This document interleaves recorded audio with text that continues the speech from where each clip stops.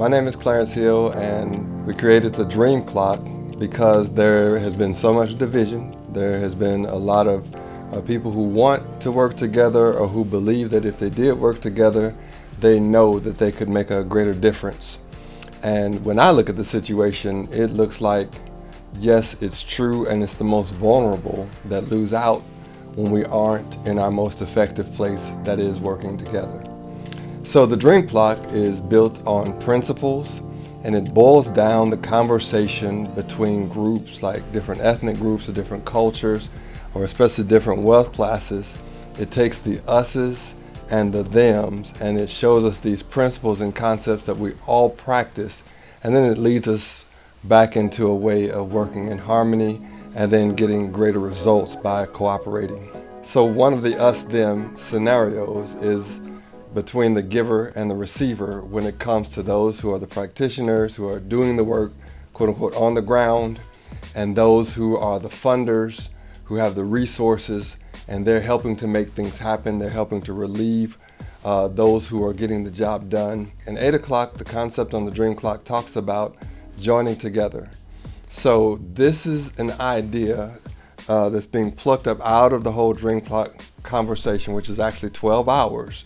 But once you get to 8 o'clock, the thought is you've spent time at the table together, you've gone to someone else's community, and you've served, and you've taken the time to get resources to learn more about their culture, about their world, etc.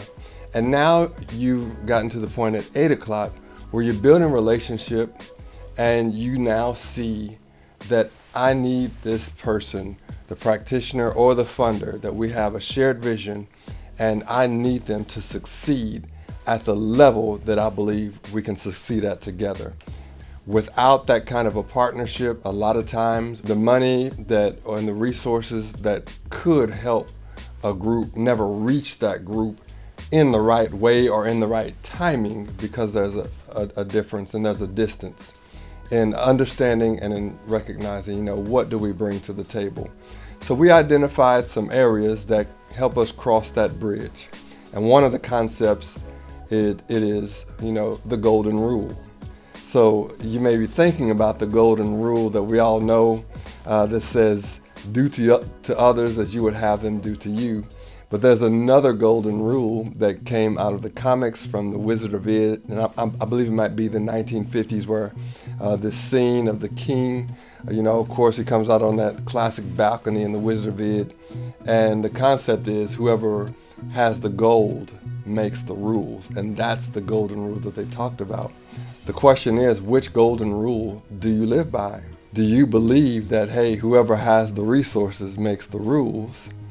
Or is there a mindset where you're saying, hey, let's work together, and I'm going to try to see it through your eyes? That's basically what do to others as you would have them do to you. And so 8 o'clock brings up the idea of tokenism. And honestly, tokenism can work both ways, because one group can say, hey, I want this funder because they're just going to help me get to my promise, and maybe there could be a lack of shared vision there. But there's also, more often than not, a concept that says, hey, I need this practitioner to get this job done.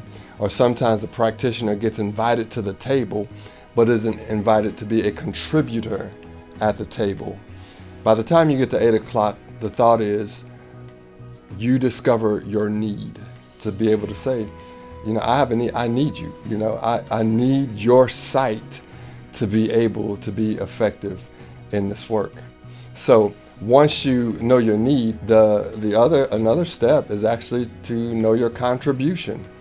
If I think that, just having all of the money, so to speak, that puts me in a stronger position, or I'm better than the practitioner, you're not going to say, hey, I need the practitioner. But it does say you might also be able to say, hey, you do have something to contribute because resources are needed. And yes, you have something to bring to the table. But equally, the practitioner has to come to the table also, recognizing what their contribution is. So if the practitioner says to themselves, hey, I'm a nothing. I don't bring anything to the table. My bank account's not as large, and what I do is not great. A funder could be asking for insight and the practitioner be quiet at that time. And so that's where both sides have to really ask themselves, hey, what do I contribute to this conversation so that when both show up, they can be more effective together. And then the other thing that we would say in a conversation like this is openness and transparency and honesty, because it's not a question of whether or not you're going to hit a point where you're going to want to ask a question that could sound offensive if you haven't built some level of relationship so that someone doesn't take your intentions wrong, and that's coming from both sides. First of all, figure out what is your golden rule. Which one do you live by? Is it whoever has the money makes the rules, or is it, where I need your eyes to see, do to others as you would want them to do to you? Then know your need. Do you really need the other person, or do you just want that other person to be a name on your organization, or do you want that other person to be able to say, oh, I have diversity in who I give to? Then know your contribution. What do you bring to the table, and value it, whether it's money or not. Yes, you bring something to the table on both sides, and then you have to have thick skin so that you can have open, honest conversations without assuming the worst when a question is asked. We can do partnership.